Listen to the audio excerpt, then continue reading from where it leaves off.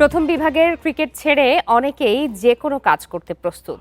Premier league না হওয়ায় তাদের অনেকের ঘরেই নেই ঈদের আনন্দ।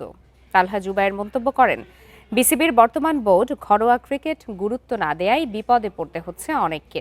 নতুন বোর্ড আসলে তার একটিই চাওয়া, বিসিবির কোনো পদে থাকার জন্য নয়, দেশের ক্রিকেটের জন্য যেন কাজ করেন পরিচালকরা।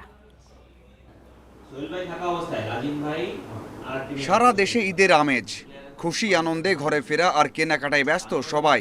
তবে ক্রিকেট দিয়ে যাদের সংসার চলে তাদের ঘরে নেই সেই আনন্দের ছিটে ফোঁটা। ঘরোয়া ক্রিকেট বন্ধ, নেই প্রিমিয়ার লিগও। 200-র বেশি সার্ভিস ও ফিচারে লেনদেনের সব বিকাশ অ্যাপে সম্ভব।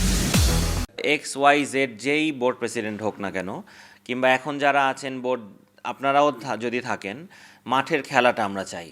মানে এইখানে শুধু আপনি ন্যাশনাল টিম নিয়ে চিন্তা করলে হবে না, শুধু আপনি 15, 20, 30টা প্লেয়ার নিয়ে চিন্তা করলে হবে না, আপনার ওভারঅল দেশের ক্রিকেট নিয়ে চিন্তা করতে হবে, আপনার জেলা পর্যায়ের খেলা হইতে হবে। প্রথম বিভাগে অংশ নেয়নি 8টা দল।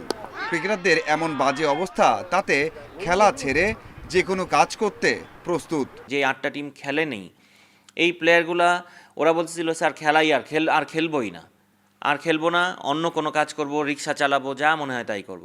তো আপনি তো খালি ন্যাশনাল টিমের প্লেয়ার কিংবা যারা বিপিএল খেলে এই প্লেয়ারদের নিয়ে চিন্তা করলে হবে না। বোর্ডের অবস্থা যাই হোক না কেন, মাঠে খেলা চান বিসিবির এই কোচ।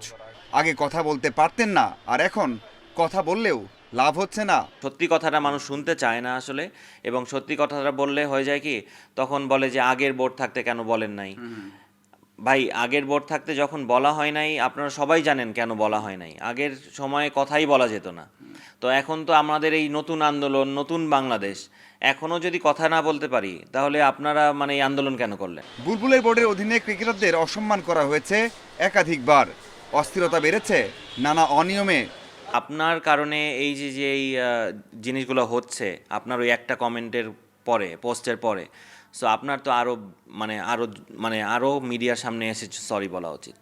কারণ আপনি যে ক্ষতিটা বাংলাদেশ ক্রিকেটে করলেন, আপনি তামিম ইকবালকে নিয়ে আপনি কমেন্ট করছেন, আপনি সাকিব আল হাসান, দেখেন সাকিব আল হাসানের মতো প্লেয়ার প্রডিউস বাংলাদেশ আর কবে করবে আল্লাহই ভালো জানেন। সাবেক এই পেসার বিশ্বাস করেন, যদি নতুন বোর্ড আসে, চেয়ারের জন্য নয়, সবাই কাজ করবেন ক্রিকেটের জন্য।